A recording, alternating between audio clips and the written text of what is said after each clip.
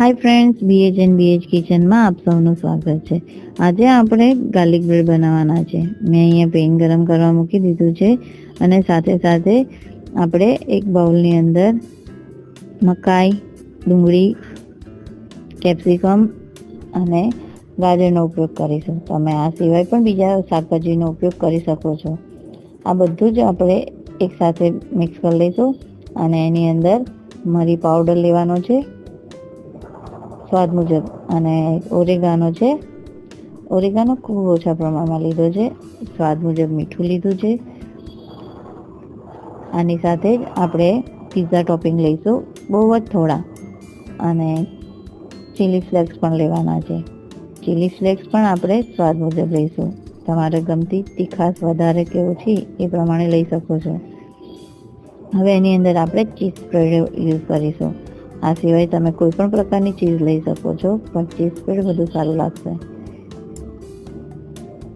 આ બધું આપણે એક સરખી રીતે મિક્સ કરી લઈશું. એક વખત મિક્સ થઈ જાય એ પછી આપણે બ્રેડનો ઉપયોગ કરવાનો છે. આને આપણે સાઈડ પર રાખી લઈશું. મેં અહીંયા ગાર્લિકવાળી બ્રેડ ઉપયોગ કર્યો છે. એથી જ મેં સ્ટફિંગની અંદર કોઈ પણ જાતનો લસણનો ઉપયોગ કર્યો નથી. આની અંદર ઓલરેડી ગાર્લિકનો ટેસ્ટ છે. આ ખૂબ સરસ લાગે છે. આપણે એની ઉપર હવે બટર લગાવીશું. બટર થોડું સરખા પ્રમાણમાં લઈશું, કેમ કે જેટલું ગાર્લિક બ્રેડ ક્રિસ્પી હશે એટલો ટેસ્ટ ખૂબ સરસ લાગશે. હવે આપણે આની અંદર સ્ટફિંગ એડ કરીશું. સ્ટફિંગની ઉપર આપણે કોઈ જાતના વધારાના વેજીટેબલ્સ કે કશું એડ કરવાની જરૂર નહીં પડે, અને બાળકોને પણ આ ટેસ્ટ ખૂબ જ ભાવશે. અને આ બાને આપણે બાળકોને શાકભાજી પણ ખવડાવી શકીશું.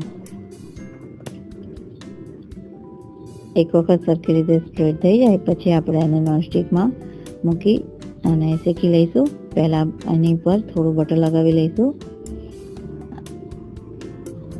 અને હવે આપણે એની ઉપર બ્રેડ રાખી દઈશું. તેને 2 મિનિટ માટે આપણે શેકી લઈશું અને ખૂબ જ જલ્દી બની જાય એવી આપણી આ રેસીપી ખૂબ જ ટેસ્ટી લાગે છે. તમે જોઈ શકો છો, ખૂબ જ સરસ દેખાય છે.